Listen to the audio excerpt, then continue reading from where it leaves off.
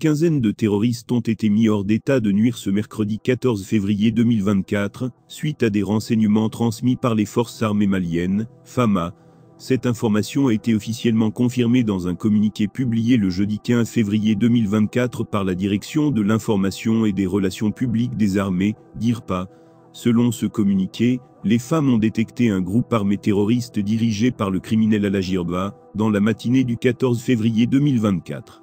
Ce groupe était responsable d'attaques contre les populations de Kolodugukoro et Mouzaé, ainsi que de multiples attaques, avec des engins explosifs improvisés contre les convois des FAMA sur la route de Nonomarkala. De plus, les renseignements indiquaient que ces terroristes prévoyaient des attaques à la périphérie nord de Dole, à 6 km au nord-est de Kodugwar. Cependant, les vecteurs aériens ont contrecarré leur plan grâce à une frappe précise. Les troupes aéroportées ont ensuite neutralisé un groupe d'environ 15 terroristes qui tentaient de s'échapper. L'état-major général de l'armée réaffirme la détermination des femmes à sécuriser l'ensemble du territoire, soulignant l'importance d'écouter toutes les voix et de permettre à tous les avis de s'exprimer. Par ailleurs, lors de l'installation des membres du comité de pilotage du dialogue intermalien pour la paix et la réconciliation nationale, le président de la transition, chef de l'État, colonel Assimi Goïta, a souligné l'importance d'un dialogue franc et sincère entre les Maliens, garantissant ainsi l'inclusion de tous. Il a également évoqué la nécessité d'inclure les exilés et détenus dans ce processus de dialogue. Ce comité, créé par décret le 26 janvier 2024, est présidé par l'ancien Premier ministre Ousmane Soufimega et comprend 140 membres représentant diverses couches socio-professionnelles de la nation. Son objectif est de préparer et d'organiser le dialogue intermalien en vue de promouvoir la paix et la réconciliation nationale. Le processus a été officiellement lancé le mardi 20 février 2024 à la Maison de la Presse de Bamako, marquant ainsi le début d'un effort visant à restaurer l'unité et la fraternité entre tous les Maliens. Alors que les services de l'État se sont retirés de certaines localités, c'est le solide tissu social, imprégné de solidarité et d'humanisme, qui a permis aux populations de se soutenir mutuellement pour mieux envisager l'avenir. Les ennemis de notre peuple ont tenté de semer la discorde entre nos communautés, afin de les entraîner dans des conflits internes et intercommunautaires. De nombreux incidents tragiques, tels que des meurtres de femmes, d'enfants et de personnes âgées, ont endeuillé plusieurs de nos communautés. Nos forces de défense et de sécurité, dans leur mission essentielle de protection du territoire, des personnes et des biens, ont également payé un lourd tribut. Cependant, grâce au courage et au dévouement des forces armées maliennes, notre État a réaffirmé son autorité sur l'ensemble du territoire, que certains avaient tenté de fragmenter en opposant les enfants d'un même pays, comme l'a souligné le colonel Assimi Goïta. Cette unité, retrouvée par notre peuple, a été saluée par tous ses membres, fiers de leur histoire commune, et animés par un fort sentiment patriotique, ainsi que par la volonté déterminée de restaurer le tissu social affaibli par des conflits inutiles. Par conséquent, nous avons décidé de créer les conditions propices à un dialogue entre les citoyens maliens, menés par eux-mêmes, dans le but de rétablir la paix, de renforcer l'unité nationale, et de raviver le vivre ensemble, comme l'a affirmé le chef de l'État. Il a souligné l'importance de puiser dans notre histoire, pour construire une mémoire collective, afin d'éviter de retomber dans des situations de division. Cela nécessitera un examen critique et sincère de nous-mêmes, qui constituera le véritable fondement d'une paix durable. En conclusion, le chef de l'État a souligné l'importance d'écouter toutes les voix, et de permettre à chacun de s'exprimer, tout en faisant référence à l'expression « laver son linge sale en famille ». Dans l'attente de la feuille de route du comité de pilotage du dialogue intermalien pour la paix et la réconciliation nationale, il est impératif que tous les membres de ce comité et toutes les voix soient entendues, notamment celles qui sont réprimées pour diverses raisons politiques, et que des efforts soient faits pour inclure tous les exilés politiques, détenus politiques et autres concernés dans ce processus de dialogue intermalien.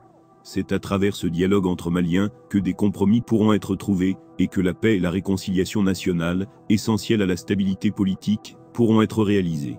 Le processus de réconciliation nationale nécessite également l'inclusion de toutes les parties prenantes, y compris les dignitaires de l'ancien régime et les personnalités politiques et économiques actuellement restreintes.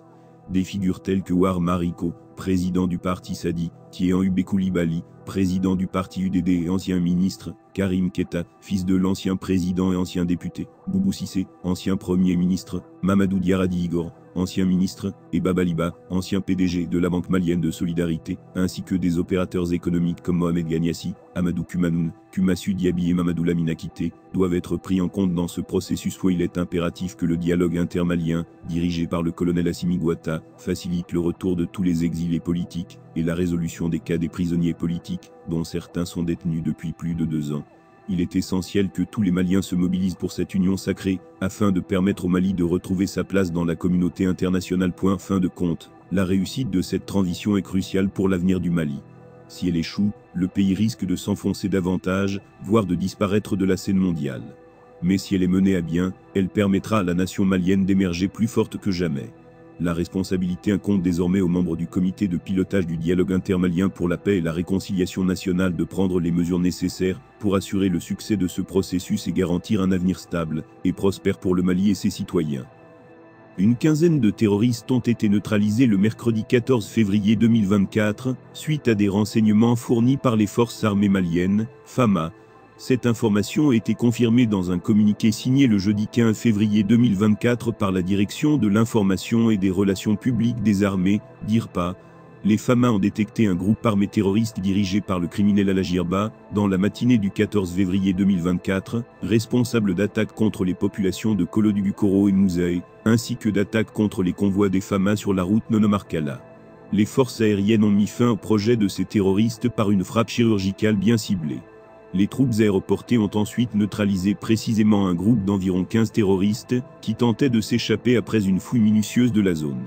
L'état-major général de l'armée réaffirme la détermination des FAMA à sécuriser l'ensemble du territoire. Pendant ce temps, alors que les services de l'État se retiraient de certaines localités, c'est le tissu social imprégné de solidarité et d'humanisme qui a permis aux populations de se soutenir mutuellement pour envisager un avenir meilleur. Les ennemis du peuple ont tenté de semer la discorde entre les populations pour les entraîner dans des conflits intra- et intercommunautaires, entraînant le deuil dans plusieurs communautés. Cependant, grâce au courage et au sacrifice des forces armées maliennes, l'autorité de l'État a été rétablie sur l'ensemble du territoire, contrecarrant ainsi les tentatives de division. Le chef de l'État a souligné l'importance de puiser dans l'histoire collective du Mali pour reconstruire une mémoire collective et éviter de retomber dans des situations de conflit. Il a également souligné la nécessité d'écouter toutes les voix et de permettre à chacun de s'exprimer dans le cadre du dialogue intermalien pour la paix et la réconciliation nationale. Il est impératif que les exilés politiques et les détenus politiques soient inclus dans ce processus pour garantir une paix durable et consolider l'unité nationale. En conclusion, la réussite de cette transition est cruciale pour l'avenir du Mali. Les autorités actuelles doivent s'efforcer de réunir toutes les parties prenantes et de créer les conditions d'un dialogue inclusif pour restaurer la paix et la stabilité dans le pays. Le dialogue intermalien pour la paix et la réconciliation nationale a été établi par décret en janvier 2024, avec la participation de 140 membres issus de divers secteurs socio-professionnels. Présidé par l'ancien Premier ministre Ousmane Issoufou Maïga, ce comité a officiellement débuté ses activités le 20 février 2024 à la Maison de la Presse de Bamako, marquant ainsi le commencement d'un processus visant à restaurer la paix et la fraternité entre toutes les communautés du Mali. L'histoire politique du Mali montre que les tentatives de dialogue ont souvent échoué en raison de l'intervention d'acteurs étrangers ou de médiations menées en dehors du pays. Pourtant, le colonel Assimi Goïta affirme que les Maliens ont tous les atouts pour réussir un dialogue direct, s'appuyant sur les valeurs de solidarité et de paix ancestrale qui ont caractérisé la société malienne. Il est crucial d'inclure dans ce processus de dialogue les voix des exilés politiques, des détenus politiques et des différentes factions de la société malienne, afin de parvenir à des compromis nécessaires pour la paix et la réconciliation nationale. Cette démarche vise à garantir la stabilité politique du pays, indispensable pour son développement et son émergence sur la scène internationale. En somme, la réussite de ce dialogue intermalien est essentielle pour que le Mali retrouve son unité et sa prospérité. Il revient donc aux membres du comité de pilotage de faire preuve de compromis et de détermination pour conduire le pays vers un avenir de paix et de prospérité pour tous ses citoyens.